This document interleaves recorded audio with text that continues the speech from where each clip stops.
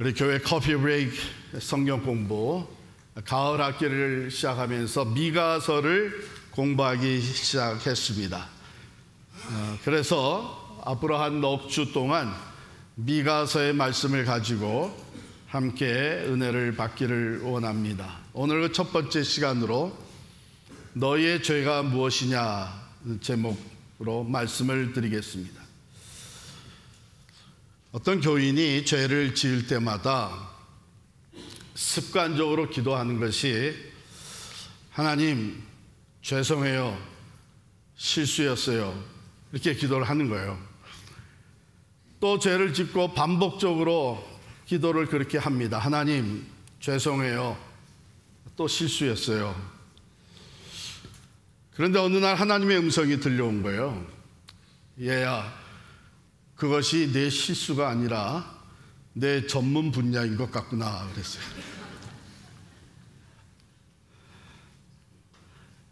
우리가 죄를 짓는데 그 죄 지음을 우리가 소홀히 여기게 되면 죄 짓는데 전문이 돼요. 이게 발전이 됩니다. 미가서는 먼저 이 죄 문제를 다루고 있습니다.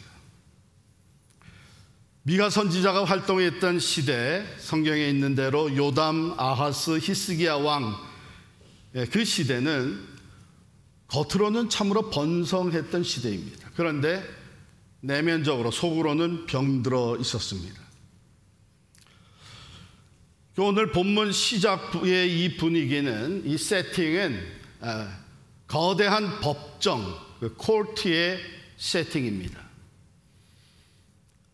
온 땅이 증인이 되고 주 여호와께서 그의 거룩한 성전에서 친히 나오시며 증언을 하는,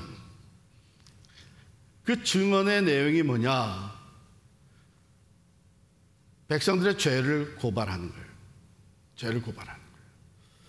이 엄숙한 자리에서 하나님께서 그 백성들에게 던지시는 근본적인 질문은 바로 너희의 죄가 무엇이냐 하는 질문이에요. 오늘 5절 말씀에 보면 이는 다 야곱의 허물로 말미암음이요 이스라엘 족속의 죄로 말미암음이라. 야곱의 허물이 무엇이냐? 사마리아가 아니냐? 유다의 산당이 무엇이냐? 예루살렘이 아니냐? 한마디로 얘기하면 너희 죄가 무엇이냐 물으시는 거예요. 여러분, 우리들에게 임하는 하나님의 심판은 결코 이유 없는 재앙이 아닙니다. 하나님은 심판의 이유를 명확하게 밝혀주고 계십니다. 5절로 다시 돌아가면 이는 다 야곱의 허물로 말미암으며 이스라엘 족속의 죄로 말미암음이라. 야곱의 허물이 무엇이냐? 사마리아가 아니냐? 유다의 산당이 무엇이냐? 예루살렘이 아니냐? 그래서 잠만 보면 이게 호칭이 나오는데 야곱, 이스라엘, 유다, 그 백성을 향한 호칭이 나와요. 그리고 지역적인 호칭이 나오는데 사마리아 그리고 예루살렘. 야곱과 이스라엘과 유다, 이것은 하나님의 택하신 백성들입니다. 사마리아와 예루살렘, 하나님을 섬기기 위한 이 북이스라엘과 남유다의 중심 수도입니다. 그러므로 오늘 던지는 이 질문, 그것은 세상 밖에 있는 하나님을 알지 못하는 예수를 믿지 않는 사람들을 향해서 너희의 죄가 무엇이냐 던지는 질문이 아니에요. 이 질문은 이미 하나님의 백성된 사람들, 오늘날 예수 믿는 사람들을 향해서 던지는 질문입니다. 너희의 죄가 무엇이냐? 하나님은 북이스라엘의 수도 사마리아와 남유다의 수도 예루살렘을 죄의 핵심으로 지목하십니다. 사마리아의 죄, 그것은 우상 숭배입니다. 사마리아는 우상 숭배의 상징이 되어 버렸습니다. 하나님의 언약을 배신하고 이방 문화의 음란한 종교 의식을 따라가기 시작을 했습니다. 즉 하나님을 버리고 다른 우상을 섬기는 신앙의 불성실성을 보여주고 있는 것입니다. 예루살렘의 죄. 예루살렘 성전이 있는 곳이었지만 그 주변에 수많은 산당을 세웠습니다. 이 산당들은 결국 이방 풍습이 섞여져서 타락의 온상이 되어버렸습니다. 그러니까 예루살렘 성전은 그냥 있어서 종교 행위는 진행이 됐습니다. 그런데 수많은 산당들이 세워지면서 겉으로는 하나님을 섬기면서 자신들의 욕심을 채우기 위해 종교적 외식과 위선의 삶을 살아가고 있었던 사람들이 바로 유다 백성들, 예루살렘이었습니다. 여러분, 결국 이 두 도시의 죄는 하나로 귀결이 됩니다. 즉 하나님보다 다른 것을 더 의지하는 것, 하나님보다 다른 것을 더 사랑하는 것, 하나님을 높이는 것이 아니라 자기 자신들을 높이려고 하는 이런 우상 숭배로 귀결이 됩니다.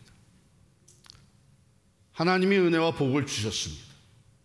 그런데 하나님이 주신 복을 가지고 오히려 나의 자랑, 나의 힘, 나의 우상을 만들어 버릴 때에 하나님 보시기에 허물투성이인 산당이 되어 버린 것입니다. 하나님은 그들을 향한 심판의 메시지를 전하십니다. 3절, 4절에 보면 하나님은 심판의 의지를 강렬하고 피할 수 없는 자연현상으로 묘사를 하십니다. 여호와께서 강림하실 때 산들이 녹고 골짜기가 갈라지기를 불 앞에 밀초 같고 비탈로 쏟아지는 물 같을 것이다, 이렇게 말씀하셨습니다. 인간이 세운 그 어떠한 견고한 것도 하나님의 위엄과 심판 앞에는 한순간에 사라지고 마는 것입니다. 우리의 힘, 우리의 재물, 우리의 지위와 권력은 아무런 방패가 될 수가 없습니다. 6절, 7절로 내려가면 특별히 사마리아의 멸망을 철저하게 선포하십니다. 성읍은 완전히 멸망하여 농사 짓는 땅처럼 평평한 들의 무더기 같이 될 것이다. 그 돌들을 골짜기에 쏟아내리고 심지어는 건물의 파운데이션, 기초까지 드러낼 것이라고 말씀하십니다. 이게 무슨 말씀이에요? 다시는 재건할 수 없을 만큼 근본적인 파괴가 일어날 것이라는 것입니다. 그들이 의지했던 모든 우상들은 다 부서지고 우상 숭배를 하면서 얻은 그 부와 권력, 그것을 성경은 음행의 값이라고 얘기하면서 그것은 다 불살라 버릴 것이다 그랬습니다. 여러분, 우상 숭배는 영적인 간음이고 영적인 창기의 행위입니다. 그 대가로 모은 재물들은 마치 기생의 값처럼 허무하게 다 사라지고 이방 침략자들에 의해서 약탈당하게 될 것이다, 이렇게 선포하십니다. 사랑하는 성도 여러분, 우리가 하나님보다 더 사랑했던 모든 것이 아무것도 아닌 것이 되어질 때에 우리는 비로소 하나님 앞에 서게 됩니다.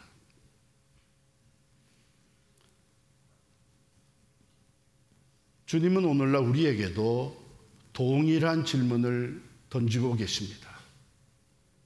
하나님을 믿고 신앙생활을 하고 있는 우리, 주일이면 교회에 나와서 예배도 드리고 또한 종교적 행위를 갖추고 있는 우리, 너희의 죄가 무엇이냐 물으십니다. 우리 시대는요,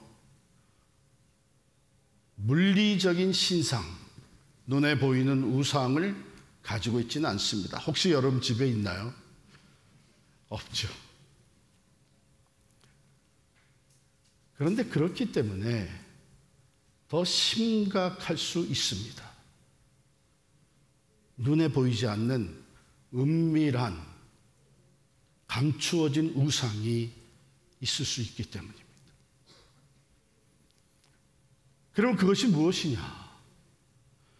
우리가 소중하게 생각하는 시간, 돈, 우리의 감정, 우리의 에너지, 우리의 삶을 투자를 하는데 하나님보다 더 많이 쏟아붓게 되는 그 모든 것, 그것이 숨겨진 우상입니다.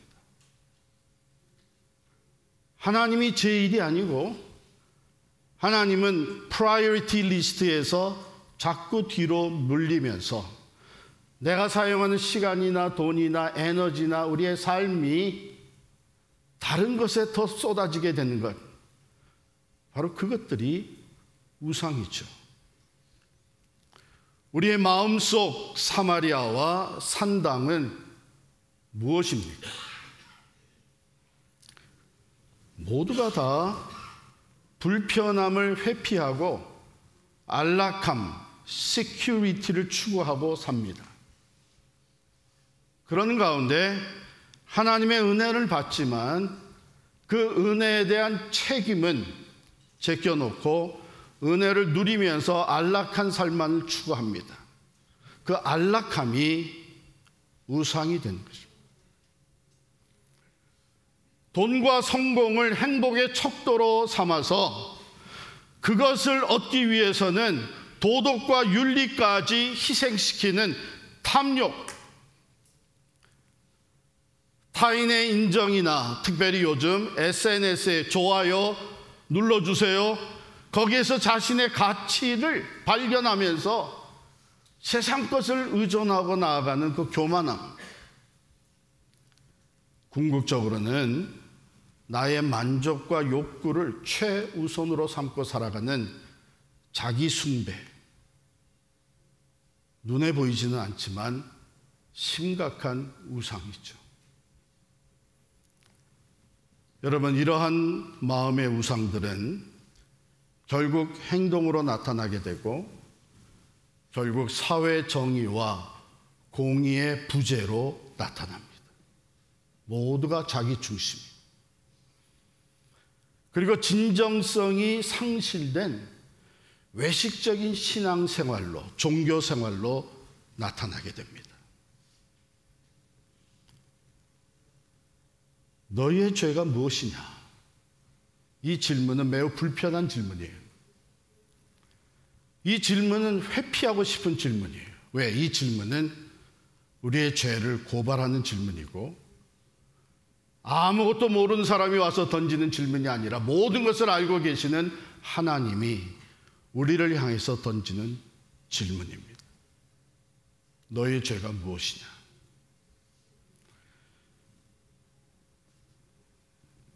우리는 듣고 싶지 않은 질문이지만 하나님이 물으시는 이 물음 앞에 우리는 바른 자세로 나아가야 합니다.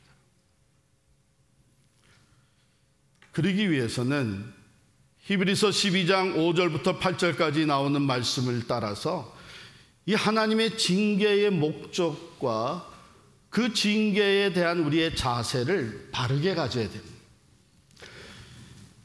히브리서 12장 6절에 보면 주께서 그 사랑하시는 자를 징계하시고 그가 받아들이시는 아들마다 채찍질 하심이라 말씀하셨습니다.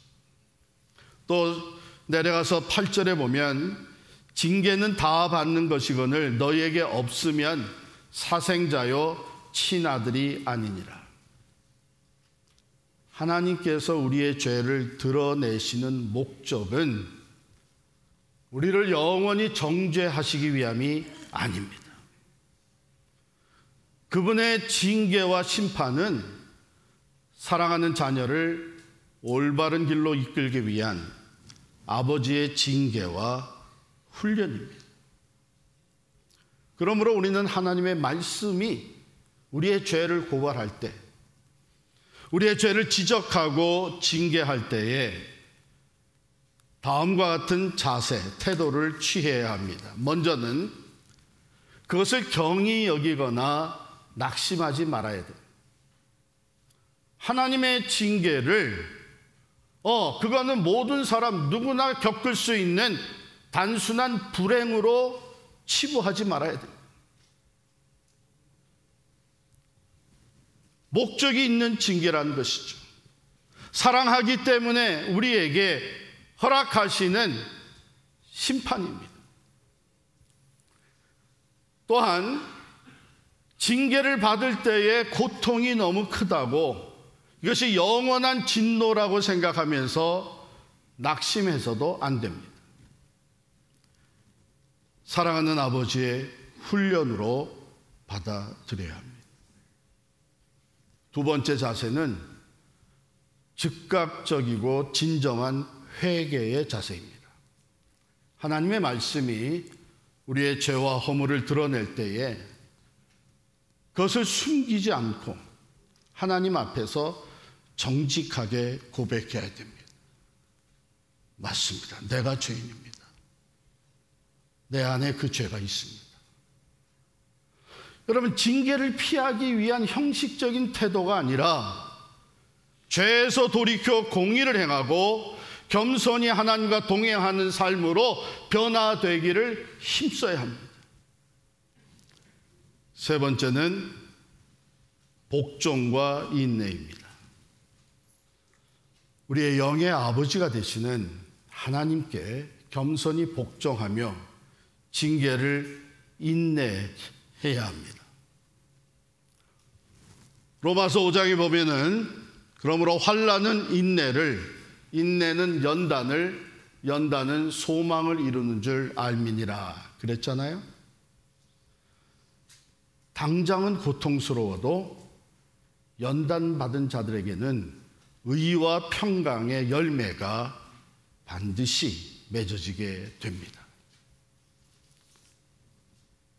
하나님은 징계를 통해 우리가 더욱 하나님의 거룩하심에 참여하게 하시고 하나님의 뜻과 목적을 이루어 나가는 삶으로 변화되게 하십니다.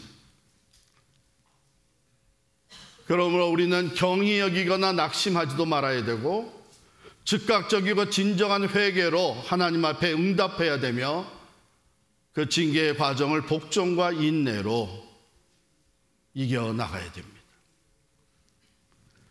죄를 깨달았을 때 우리의 반응이 얼마나 중요한지 성경은 그것을 우리에게 분명하게 보여줍니다. 단순한 후회로 반응한다면 그것은 절망으로 이어질 것입니다. 그러나 진정한 회개로 반응하면 그것은 새로운 소망으로 이어지게 됩니다. 구약에서 예를 들어볼까요? 구약의 다윗 왕이 범죄를 했습니다. 밧세바와 그리고 그의 남편 우리아에 대한 큰 죄를 지었잖아요. 나단 선지자를 통해서 하나님이 그 죄를 드러내셨습니다. 그때 다윗은 즉시 땅에 엎드려 통곡했습니다. 이때 다윗의 회개는 그냥 단순한 죄책감이 아니라 그것을 뛰어넘어서 하나님과의 나의 관계가 깨어진 것을 고통스러워하면서 가슴을 치며 하나님 앞에 통회에 자복했습니다. 그리고 다시 하나님께로 그의 발걸음을 돌리는 삶의 방향 전환이 따랐습니다. 그 결과 다윗은 죄 사함을 받고 회복의 은혜를 입었습니다. 이스라엘의 가장 위대한 왕으로 역사에 남게 되었고 다윗의 위가 끊어지지 않는 축복을 누리게 되었습니다. 그런데 그 전의 왕이었던 사울 왕, 사울 왕은 아말렉과의 전투에서 하나님의 명령을 불순종했습니다. 사무엘을 통해서 하나님이 그 죄를 드러내셨습니다. 그때 사울은 변명하고 책임을 다른 사람에게 전가했습니다. 모든 것을 진멸하라고 했지만 내가 이 좋은 것들을 남겨놓은 이유는 백성들이 원했기 때문이다. 거기서 한 걸음 더 나아가 진정한 회개를 하지 아니하고 자신의 체면과 왕권을 유지하는 데 더 관심을 보였습니다. 회개하려고 하지는 않고 사무엘 선지자에게 나랑 같이 동행해달라. 그래서 여전히 내가 인정받은 왕이라고 하는 것을 백성들에게 나타내 보여달라고 그랬습니다. 그에게는 철저하고 진정한 회개가 없었습니다. 결국 하나님께서는 사울 왕을 폐위시키고 다윗 왕에게 왕위를 넘기게 되셨습니다. 신약의 예를 들어볼까요? 예수님을 앞장서서 따르던 12제자 중에 2사람이 노골적으로 예수님을 배신을 합니다. 그 중에 한 사람이 베드로입니다. 3번이나 예수님을 모른다고 부인을 했습니다. 그러던 그가 새벽 닭 우는 소리를 듣고 주님이 하신 말씀이 생각이 났습니다. 내가 새벽 닭 울기 전에 나를 3번 부인할 것이다. 마음이 너무 고통스러워서 베드로는 밖으로 나가 슬피 울며 통곡하고 회개를 했습니다. 부활하신 주님께서 그 베드로를 다시 찾아와 주시고 위대한 사도로 세워주셨습니다. 가룟 유다 예수님을 은 30냥에 팔아 넘기고 나서 죄책감이 그를 감싸게 되었습니다. 그는 은 30을 갖다가 던져버렸습니다. 큰 후회에 빠졌습니다. 그런데 그 후회 가운데 하나님께 나아가 긍휼을 구하는 회개는 하지 아니하고 자기 스스로 문제를 해결하겠다고 결국 자결하였고 파멸되었습니다. 사랑하는 성도 여러분, 하나님의 말씀이 오늘 여러분의 죄를 지적할 때 사울과 같은 책임 전가와 변명이 아니라 다윗과 같은 참된 회개를 선택하시기를 바랍니다. 유다와 같은 절망적인 후회가 아니라 베드로와 같은 통회와 회개를 선택하시기를 바랍니다. 거기에 소망이 있습니다. 회복이 있습니다. 새 은혜와 변화가 주어집니다. 하나님이 모든 것을 통해서 우리에게 원하시는 것이 무엇이냐? 미가서의 핵심 메시지가 그것을 우리에게 말해줘요. 미가서 6장 8절입니다. 사람아, 주께서 선한 것이 무엇임을 내게 보이셨나니 여호와께서 내게 구하시는 것은 오직 공의를 행하며 인자를 사랑하며 겸손하게 내 하나님과 함께 행하는 것이 아니냐. 사랑하는 우리 필그림의 가족 여러분, 오늘 이 시간 우리 마음의 우상을 깨뜨리고 숨겨졌던 은밀한 산당을 불태우기로 결단하십시다. 나의 안락함이 우선이 되었고 나의 성공, 나의 평판, 인기, 내 명예가 우선이 되었던 것을 내려놓고 오직 하나님 한 분만을 우리의 유일한 삶의 주인으로 모셔드리기로 결단하십시다. 우리의 삶을 공의와 사랑으로 채우고 겸손하게 하나님과 동행하는 온전한 예배의 삶을 회복하게 되시기를 진심으로 축원합니다. 우리 다 일어나셔서 찬송 264장 부르겠습니다.